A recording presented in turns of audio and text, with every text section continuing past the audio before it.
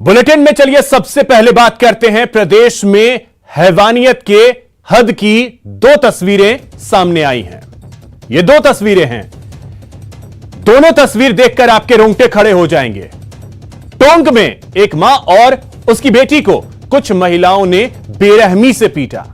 वहीं चूरू में एक डायरेक्टर की दरिंदगी देखने को मिली है, जहां एक छात्र की पिटाई की गई।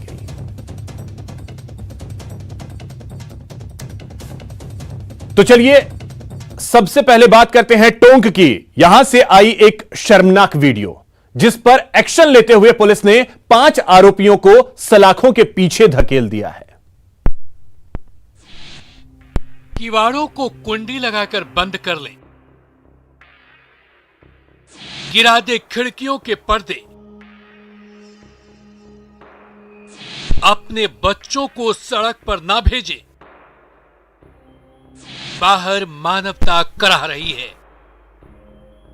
क्योंकि सोशल मीडिया पर वायरल इन वीडियो को ब्लर करना हमारी मजबूरी है, लेकिन इसके पीछे की हकीकत परेशान करती है, दिन का चैन और रातों की नींद हराम करती है। इसमें सड़क पर पड़े 2 महिलाओं के साथ कुछ महिलाएं हैवानियत कर रही हैं। उनमें से एक की देह से कपड़े नोच रही हैं, उसे पीट रही हैं, उस पर डंडे और चप्पल बरसा रही हैं, उसका बाल पकड़कर उसे घसीट रही हैं।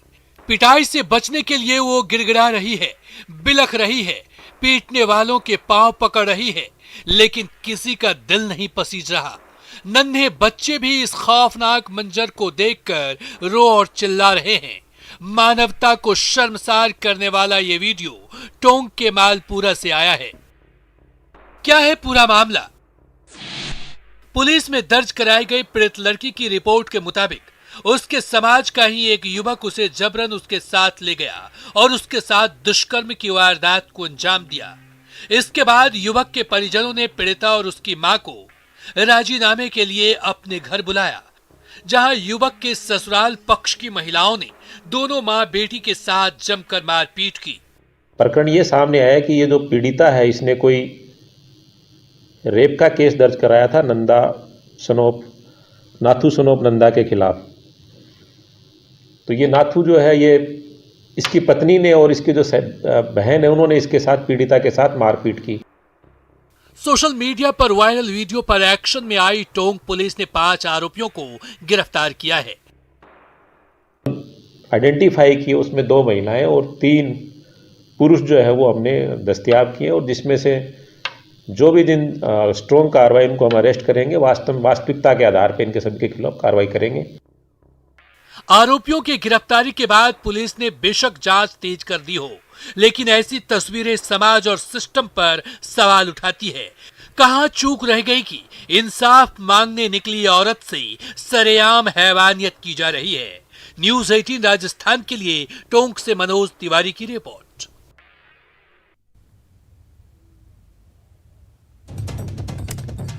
तो मनोज तिवारी हमारे सहयोगी अधिक जानकारी के साथ टोंक से हमारे साथ जुड़ गए हैं। मनोज, सबसे पहले तो इस वायरल वीडियो को लेकर के पूरी जानकारी आपसे चाहेंगे कि वायरल वीडियो को लेकर के पूरी जानकारी है क्या? आपको बताना चाहूंगा कि ये जो घटना है, ये लांबारी सिंह थाना क्षेत्र के किसी गांव की है, जहां ये घटना हुई है। गांव का नाम देखा जाए तो वैसे जहां हुई है ये आटोली है। पीड़िता कहीं किसी दूसरे गांव की रहने वाली है। कहा जाता है कि इस पीड़िता का जो माँ बेटी है, जो बेटी का विवाह है वो पहले कहीं होता है, उसके बाद फिर ये कहीं और नाते जाती है, और वहां से वे तीसरी जगह ये नाते जाने की तैयारी करती है। और वही उसी के दौरान ये मारपीट हुई है, क्योंकि जिसके साथ नाते जाना चाह रही थी दूसरी बार, वहां पर ये घटना उसके जो लड़का था, जो ये तथाकथित प्रेमिका है, उसके ससुराल वालों द्वारा ये पूरी मारपीट की गई है। और ये वीडियो 9 तारीख का बताया जाता है, जिस तरह की जानकारी हमारे पास आ रही है। इसकी घटना का जो मामला दर्ज हुआ है वो 15 तारीख को या 16 तारीख को जाके थाने में दर्ज हो पाया है, क्योंकि 2 थानों में उलझा हुआ ये मामला था। बाद में जाके दर्ज हुआ, पूरे प्रकरण की जांच चली। ये पूरा मामला जो है, मतलब हम आपको बताएं तो लगभग 1 माह पुराना हो चला है ये विषय। तो यानी कि मनोज, अगर ये वीडियो सामने ना आया होता तो शायद ये मामला उजागर ही नहीं होता। देखिए, मामला उजागर, इसमें पुलिस की जो कार्रवाई थी वो जो महिला अपराध शाखा के जो डीएसपी हैं उनके द्वारा जांच की गई। जांच के बाद पूरे इसके अंदर आरोपी तय किए, लेकिन क्योंकि इस दरमियान उनका स्थानांतरण हो गया था, फाइल बाद में ट्रांसफर कर दी गई। उसके बाद इसमें किसी तरह की कार्रवाई नहीं होने की बात सामने आई है और उस दौरान ये जो वीडियो है ये वायरल आज से 3 या 4 दिन पहले का बताया जा रहा है। पुलिस के पास भी 2 दिन पहले ये वीडियो आ गया था और उसके बाद जाके इसमें कार्रवाई प्रारंभ की गई है। जी अभिषेक, तो जो वायरल वीडियो में जो लोग महिला के साथ बेरहमी कर रहे हैं सभी की गिरफ्तारी हो गई है? देखिए, इसमें इस वीडियो के आधार पर और इससे पहले जो जांच हुई उसके आधार पर कुल मिला के 21 लोग इस मामले के अंदर नामजद किए जा चुके हैं। लेकिन उसमें से जो गिरफ्तारी हुई है वो 5 लोगों की हुई है। उसमें खास तौर से जो लड़की जो कि पिट रही है और जो मां पिट रही है, जिसके साथ नाते जाना चाह रही थी लड़की, उसकी गिरफ्तारी हुई है, उसके पिता की गिरफ्तारी हुई है, क्योंकि पीड़िता ने उस लड़के के ऊपर भी, जिसके साथ जो नाते जाना चाह रही थी, उस पर भी दुष्कर्म का आरोप लगाया है। चलिए, बहुत शुक्रिया मनोज आपका तमाम जानकारी के लिए। तो कम से कम इस वीडियो के वायरल होने के बाद पुलिस एक्शन में तो आई है, लेकिन बड़ी हकीकत यह भी है कि टोंक की धरती शर्मसार जरूर हुई है।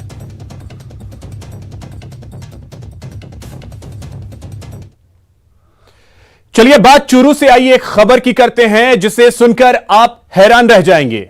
मामूली सी गलती पर एक छात्र की स्कूल में बेरहमी से पिटाई की गई। क्या थी गलती, जानिए इस रिपोर्ट में। डायरेक्टर की दरिंदगी, छात्र से बेरहमी,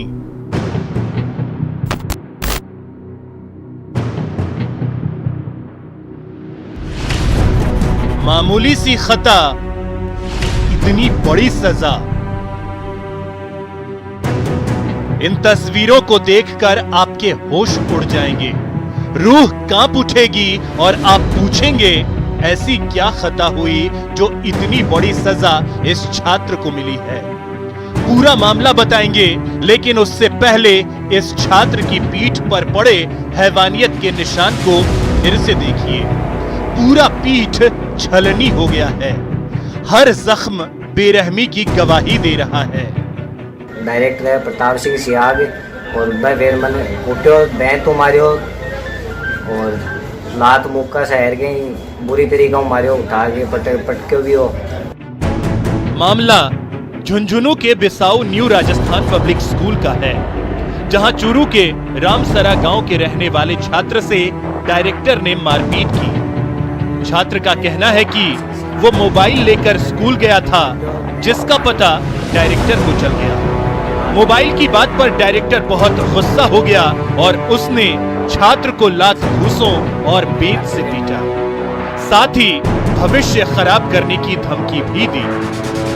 इतना ही नहीं, जब पीड़ित छात्र के परिजन स्कूल पहुंचे तो डायरेक्टर ने परिजनों से भी बदसलूकी की। टीसी खातर भी ना टीसी खातर के घर कुछ लिख दूँ और पूरी जिंदगी खराब कर दूँ टीसी में कुछ लिख के, और की एडमिशन भी बोलियो। मैंने दोबारा गया तो बदतमीजी करी मास्टर ने मैंने स्कूल में बढ़न दिया और बेटा धक्का देके निकाल रहे थे, पुलिस की धमकी दे रहे थे, मैं पुलिस ने बुलाऊंगा। वहीं पीड़ित के परिजनों ने बाल कल्याण समिति से मामले की शिकायत की है, जिस पर समिति ने संज्ञान लेकर जांच शुरू कर दी है। ये तो बच्चे की काफ़ी क्या बेरहमी से पिटाई की गई है। एक मामूली सी फ़ोन के जो बात है उसको लेके बच्चे की बहुत बुरी तरह पिटाई की गई है, जिसके मेडिकल बाबत मैंने पीएमओ को लिखा है और इसमें कठोर से कठोर कार्रवाई करने के लिए पुलिस अधीक्षक झुंझुनू एवं मृदा अधिकारी जो झुंझुनू है उनको मैंने अभी इसकी जो रिपोर्ट भिजवाने के लिए और जो भी आगे की जो कानूनी कार्रवाई करने के लिए मैंने आज उनको लिखा है। चूरू से न्यूज़ 18 के लिए मनोज शर्मा की रिपोर्ट। और इसी बीच बीकानेर से एक बड़ी खबर आपको बता दें, राज्य कर विभाग की यहां पर बड़ी कार्रवाई देखने को मिली है। 50 लाख का पान मसाला पकड़ा गया है, 12 लाख का मूंगफली दाना भी जब्त किया गया है। 2 ट्रकों में भरा हुआ था चोरी का यह माल। श्री डूंगरगढ़ बीदासा रोड पर यह कार्रवाई की गई है। तो बीकानेर से इस वक्त की बड़ी खबर, जहां पर राज्य कर विभाग ने एक बड़ी कार्रवाई को अंजाम दिया है, जिसमें 50 लाख का पान मसाला और 12 लाख का मूंगफली दाना जब्त किया गया है।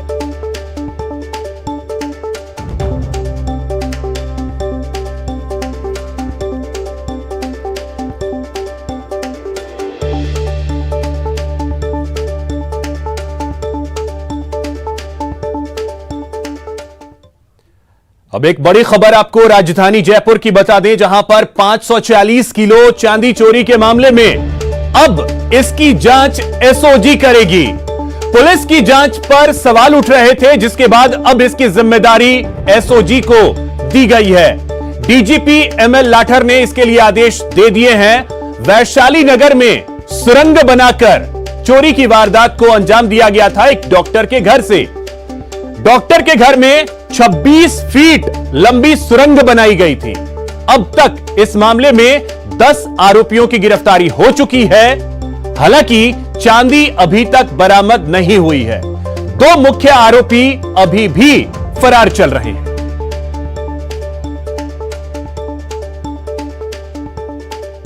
तो अब इस जांच की जिम्मेदारी सौंपी गई है एसओजी को। डीजीपी ने इसको लेकर के आदेश दे दिए हैं। 10 लोग अभी तक गिरफ्तार हुए हैं, लेकिन मुख्य 2 आरोपी अभी भी गायब हैं। उनकी तलाश की जा रही है। यह पूरा मामला है क्या, चलिए इस रिपोर्ट में आपको दिखाते हैं। जयपुर के पौष इलाके वैशाली का प्लॉट नंबर D135 इस वक्त सुर्खियों का हिस्सा है, क्योंकि चारों तरफ से ढकी हुई इन दीवारों के पीछे के जिस रहस्य को बेपर्दा करने जयपुर पुलिस आई है, उसे सुनकर समूचा जयपुर सन्न रह गया था। अब अंदर की तस्वीर देखिए कि सिर्फ और सिर्फ यहाँ पर एक कमरा बना हुआ है, बाथरूम है, जहां पर इसके अंदर और कुछ नहीं है। यहाँ पर लोगों को लग रहा कंस्ट्रक्शन का काम चल रहा है, लेकिन ऐसा नहीं है। यहाँ पर टूटे हुए सोफा है, लेकिन ये टूटा फूटा कमरा जिसके अंदर ये देखिए कि फर्श है। यहाँ पर ये नई फर्श बनी हुई है, ये नई फर्श, ये देखिए पूरी नई फर्श है। इसके नीचे सुरंग है, जहां पर ये जो नई फर्श नजर आ रही है, इसी के नीचे वो सुरंग है। तकरीबन यहां से 15 फीट की गहराई पर नीचे सुरंग है, और ऊपर फर्श से बिल्कुल पैक कर दिया गया, जिससे पता भी नहीं लगे कि सुरंग है कहां। और इसके बाद में इस गली के अंदर देखिए कि पूरा टाइल से जहां पर हम खड़े हैं, इस वक्त जहां पर हम खड़े हैं, उसके नीचे 15 फीट गहरी सुरंग है। और ये सुरंग सीधी जाती है दूसरी तरफ। ये दीवार के जिस तरफ आप देख रहे हैं, ये मकान है 5 मंजिला। इसी प्लॉट के पीछे बना है जयपुर के मशहूर hair transplant doctor Sunit Soni का मेडी स्पा, जिससे जो बात निकलकर सामने आई है उसने सभी को चौंका दिया है। जब इसको बनवारी लाल को इंटरोगेट किया गया, तो ये सामने आया कि शेखर अग्रवाल और इसका भांजा है जतिन जैन, इन दोनों ने मिलकर के ये साजिश रची। और इन दोनों ने कुछ समय तक तो दोनों ने खुदाई करी, उस प्लॉट के भीतर वो टनल बनाने का प्रयास किया। आस पड़ोस को पता ना लगे, इसके लिए इन्होंने पहले उस प्लॉट के चारों तरफ की 4 दीवारी को कवर किया है। वहाँ बना हुआ एक जो पुराना जो स्ट्रक्चर था उसको रिनोवेट किया है, ताकि आस पड़ोस को ये लगे कि इसमें जेन्युइनली कंस्ट्रक्शन का काम चल रहा है। पुलिस का यह अमला मेडिस्पा के नाम से मशहूर जयपुर की इस बिल्डिंग के उस आधे सच को लेकर सामने है, जिसने जयपुर पुलिस के होश उड़ा दिए थे। उसके हाथ आधा अधूरा सच ही लग पाया है। इसमें कंस्ट्रक्शन में किसी लेबर को ज्यादा कोई इन्वॉल्व किया नहीं। पहले दोनों मामा भांजे ने कोशिश किया टनल खोदने का। जब ये टनल खोदने में उस गति में ज्यादा कामयाब नहीं हुए, तो इन्होंने कुछ और लोगों को शामिल किया, जिसमें एक तो ये खुद बनवारी जो है इस प्लॉट का धारक, वो इसमें शामिल था। दूसरा इसमें इसने जो शामिल किया है वो एक केदार जाट नाम का व्यक्ति है, और एक है कालूराम सैनी। इससे पहले हम इस किस्से की परत दर परत उधेड़ें, एक नजर शीशे के इन दरवाजों के पीछे छिपे उस सच का दीदार कर लीजिए, जिसको सामने देखकर रजवाड़ों के शहर की पुलिस भी भौचक्की रह गई थी। यही वो सुरंग है जिसकी आड़ में जयपुर में हाल के दिनों में सामने आई अब तक की सबसे बड़ी चोरी की इबारत लिखी गई। और इसी सुरंग के जरिए थोड़ी बहुत नहीं, पूरे 400 किलो चांदी की चोरी का रहस्य भी सामने आ चुका है। उनके घर के ठीक बगल पीछे जो घर बना हुआ है, आधा अधूरा सा वो कंस्ट्रक्टेड प्लॉट था। उस प्लॉट से सुरंग खोदी जा करके ये चांदी चुराई गई थी। ये सुरंग करीब 26 फीट लंबी सुरंग है, करीब 10 फीट गहरी सुरंग थी और इस सुरंग से ये लोग आए हैं और जमीन में गड़ी हुई ये सोने की ब्रिक्स को चुराया गया है। इस हाई प्रोफाइल चोरी को लेकर राजस्थान पुलिस डॉक्टर के मकान से लेकर प्लॉट नंबर D135 के जर्रे जर्रे को खंगालने में जुटी, क्योंकि ऐसा लग रहा है कि जो कुछ भी अब तक सामने आया उसमें भी बहुत कुछ छिपा हुआ है। यानी पुलिस के साथ साथ जयपुर की पब्लिक को अभी और चौंकना बाकी है। इस अस्पताल के बेसमेंट में सुरंग बनाकर चांदी की चोरी करने वाले 4 चोर पकड़े गए, लेकिन चुराई गई चांदी कितनी थी इस पर रहस्य का पर्दा अभी भी पड़ा हुआ। इसके लिए इंतजार है पुलिस को मास्टरमाइंड शिखर अग्रवाल की गिरफ्तारी का। शिखर पकड़ में आएगा तभी खुलासा होगा कि चुराई गई चांदी कितनी थी और क्या सिर्फ चांदी थी या कुछ और भी। राजधानी जयपुर के वैशाली नगर में एक डॉक्टर के घर पर सुरंग बनाकर 540 किलो चांदी चुराने के मामले की जांच अब एसओजी करेगी। पुलिस मुख्यालय ने इस जांच को जयपुर पुलिस से लेकर अब एसओजी को जांच का जिम्मा सौंप दिया है। इस मामले में जयपुर पुलिस की जांच पर लगातार सवाल खड़े हो रहे थे, जिसके बाद पुलिस मुख्यालय ने ये निर्णय लेते हुए एसओजी को ये जांच सौंप दी है। दरअसल इस मामले में अब तक चांदी जो चोरी हुई है उसकी बरामदगी नहीं हुई। उसके बाद एक तरह से सवाल जो है वो जयपुर पुलिस पर लगातार खड़े हो रहे थे। हालांकि इस मामले में 10 आरोपियों को गिरफ्तार किया जा चुका था, लेकिन अभी तक जो मुख्य आरोपी है शेखर और उसका भांजा, उन दोनों की गिरफ्तारी जो है वो नहीं हुई है। और खास बात, अभी तक चोरी किया हुआ माल जो है वो बरामद नहीं हुआ। ये जो पूरा मामला है शुरुआत से ही हाई प्रोफाइल था। जिस प्रकार की बात शुरुआत में सामने आई कि एक मकान से, डॉक्टर का जो मकान था उसके घर के पीछे जो प्लॉट था उसके वहां से 26 फीट लंबी जो है वो सुरंग बनाई गई और उसके बाद बेसमेंट में जो चांदी छुपा रखी थी या चांदी उसने रख रखी थी डॉक्टर ने, वो चांदी जो है वो चोरी हो गई। तो इस मामले में पुलिस लगातार जांच कर रही थी, लेकिन जांच में जिस प्रकार के बिंदु सामने आ रहे थे कि चांदी जो है वो जो मुख्य आरोपी है शेखर, उसके जो कर्मचारी हैं उन्होंने किसी ज्वेलर को दिए हैं, लेकिन उन ज्वेलर से जो है वो अभी तक चांदी जो है वो बरामद नहीं हुई। यही कारण था कि अब लगातार इस जांच पर लगातार सवाल खड़े हो रहे थे और मुख्य आरोपी की करीब 13 दिन बाद भी जो है वो गिरफ्तारी नहीं हुई थी। तो लगातार इस मामले में सवाल जो है वो जयपुर पुलिस पर खड़े हो रहे थे। ये बात जो है वो सामने आई थी कि जो शेखर जो मुख्य आरोपी है उसके जो कर्मचारी हैं जो उन्होंने जो चांदी चोरी हुई थी वो किसी ज्वेलर्स को दी है। तो पुलिस ने अभी तक उन ज्वेलर्स से जो है वो बताया ऐसा जा रहा है कि पूछताछ जरूर की है, लेकिन अभी तक जो चोरी हुई चांदी है वो बरामद नहीं की है। तो इस मामले में जयपुर पुलिस की जांच पर लगातार सवाल खड़े हो रहे थे, जिसके बाद पुलिस मुख्यालय ने इस पूरी जांच को जो है वो एसओजी को सौंप दिया है। अब देखना होगा कि एसओजी इस मामले का पूरी तरह से खुलासा कब करती है और जो शेष आरोपी रहे हैं शेखर जो मुख्य आरोपी है और उसका भांजा, उन दोनों की गिरफ्तारी कब हो पाती है। कैमरा पर्सन दिलीप चेची के साथ सौरभ गृहस्थी, न्यूज 18 राजस्थान, जयपुर। खबर पे अधिक जानकारी के साथ हमारे सहयोगी सौरभ गृहस्थी जयपुर से सीधे इस वक्त हमारे साथ जोड़ रहे हैं। सौरभ, पुलिस की जांच पर सवाल उठे, एसओजी को अब जिम्मा दिया गया है, लेकिन एसओजी के सामने भी इस मामले को सुलझाना बहुत बड़ी चुनौती होगी।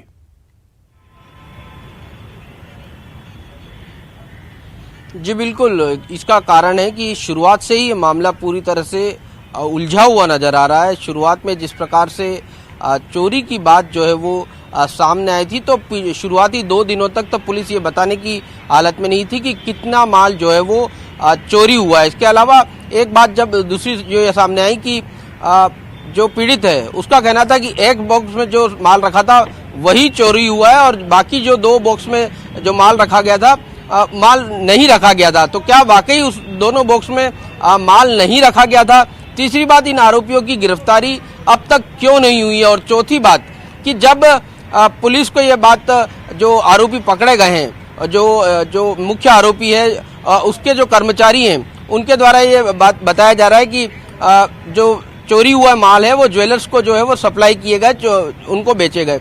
तो जो उनको बेचे गए तो क्या उनसे बरामदगी अब तक क्यों नहीं की? तो ये चार जो बड़े सवाल हैं ये लगातार घूमते जा रहे हैं कि इस मामले में कहाँ जो है वो लूप होल छोड़ा गया है। अब जो चूंकि ये मामला जब इतना बड़ा हो गया, इसके बाद अब एसओजी को जांच जो है वो सौंप दी गई है, तो एसओजी के ऊपर जिम्मेदारी रहेगी कि इस पूरे मामले की खुलासा करें, क्योंकि जितना बताया जा रहा था, शुरुआत से जितना बताया जा रहा था, ऐसा लग रहा है कि बताया कम जा रहा है और छुपाया ज्यादा जा रहा है। तो इस प्रकार से ये पूरा मामला जो है वो हाई प्रोफाइल अब हो चुका है और अब यही कारण है कि पुलिस मुख्यालय ने पूरी जांच जो है वो जयपुर पुलिस से लेकर एसओजी को दे दी। और ये जयपुर पुलिस की जांच पर जो है वो बड़े सवाल इस लिहाज से खड़े करता है, क्योंकि जयपुर पुलिस जो है वो एक तरह से उसके पास उससे जांच लेकर दूसरी एजेंसी को जांच देना, ये बड़े सवाल जो है वो जयपुर पुलिस पर खड़े करता है। जयपुर पुलिस ने कई मामलों को लगातार सुलझाया है, बड़े से बड़े मामलों को सुलझाया है, लेकिन इस मामले में आखिर क्या हुआ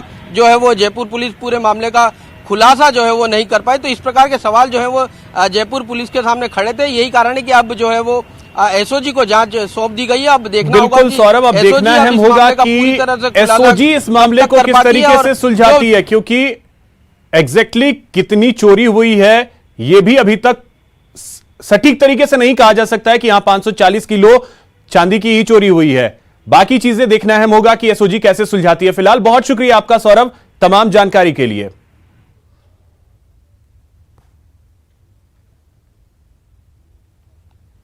यहां रुकेंगे एक छोटे से ब्रेक के लिए। ब्रेक के बाद देखिए नेट के नटवर लाल।